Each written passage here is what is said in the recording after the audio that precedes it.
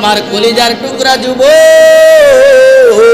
তোমাদেরকে বলতে চাই, একটাবার চিন্তা করো, রাতে যখন ঘুমানোর জন্য বিছানায় যাও তখন দুনিয়ার কেউ দেখে না, তোমার মাও তোমারে দেখে না, তোমার বাবাও তোমারে দেখে না।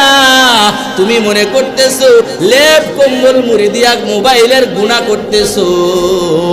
তুমি একটাবার চিন্তা করো, ওই সময় মালাকুল মাউত তোমার কাছে যদি হাজির হয়ে যায়, তোমার আমার অবস্থা কি হবে রে যুবক?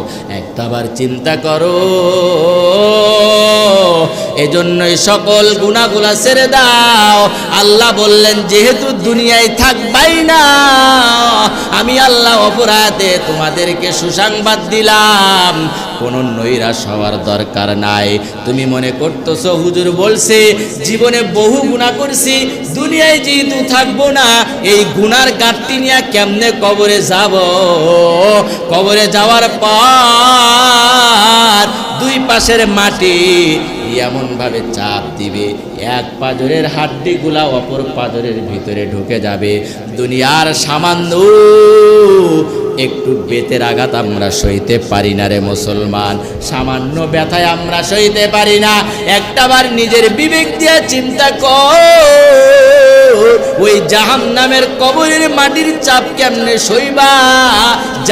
জাহান্নামের আগুনের তাপ কেমনে সইবারে মুসলমান? এজন্যই আল্লাহ বললেন, কোন নৈরাশ হওয়ার দরকার নাই। তুমি জীবনটা গুনার মধ্যে কাটায় দিয়েছো, আগে তুমি বুঝো না, এখন বুঝছো। আমি আল্লাহ জানায় দিলাম, লা তাকুনাতু মির রাহমাতিল্লাহ। বান্দারে, দুনিয়ার মধ্যে তোমার ধন ভাণ্ডার একদিন শেষ হবে কি হবে না? দুনিয়ার যত ধন ভাণ্ডার আছে একদিন শেষ হবে। আল্লাহ বলে, আমার কাছে এমন ধন ভাণ্ডার, এটা কিন্তু কোনোদিন শেষ হবার নয়। এজন্যই তুমি গুনাহ করছো, একটাবার চোখের পানি ফালাইয়া